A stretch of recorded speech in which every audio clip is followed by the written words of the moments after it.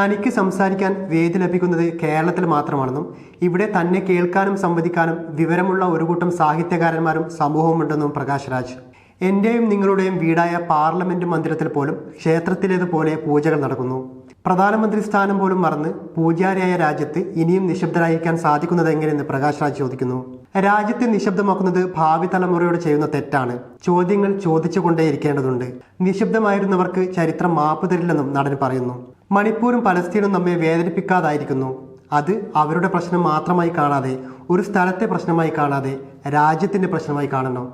മനുഷ്യന്റെ ദുഃഖമായി കാണണം.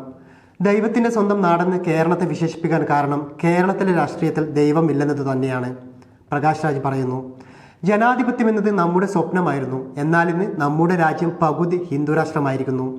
പണ്ടുണ്ടായിരുന്ന ജാതി വ്യവസ്ഥയിലേക്കാണ് രാജ്യത്തിന്റെ പോക്കെന്നും താരം പറയുന്നു. പലരുടെയും യഥാർത്ഥ രൂപം വ്യക്തമാക്കാൻ വഴിയൊരുക്കിയത് മോദി സർക്കാരാണ്. പള്ളികൾ കുഴിച്ചാൽ അമ്പലം കാണുമെങ്കിൽ അമ്പലങ്ങൾ കുഴിച്ചാൽ കണ്ടെത്തുക ബുദ്ധവിഹാരങ്ങളായിരിക്കും. ഇതിനെയൊക്കെ അതിജീവിക്കാനുള്ള ഒരേയൊരു മാർഗം കലയാണ്. കാശ്മീർ ഫയൽസിന് ദേശീയ അവാർഡ് കിട്ടുന്നതും ജയ് ഭീമിന് ദേശീയ അവാർഡ് കിട്ടാത്തതും പ്രൊപ്പഗണ്ടയാണെന്നും പ്രകാശ് രാജ് അടിവരയിടുന്നു. വലതുപക്ഷം എല്ലാ കാലവും നിലനിന്ന ചരിത്രമില്ലെന്നും നമ്മുടെ ഭയമാണ് വലതുപക്ഷ ഫാസിസ്റ്റുകളുടെ ശക്തിയെന്നും പ്രകാശ് രാജ് ഓർമ്മിപ്പിച്ചു.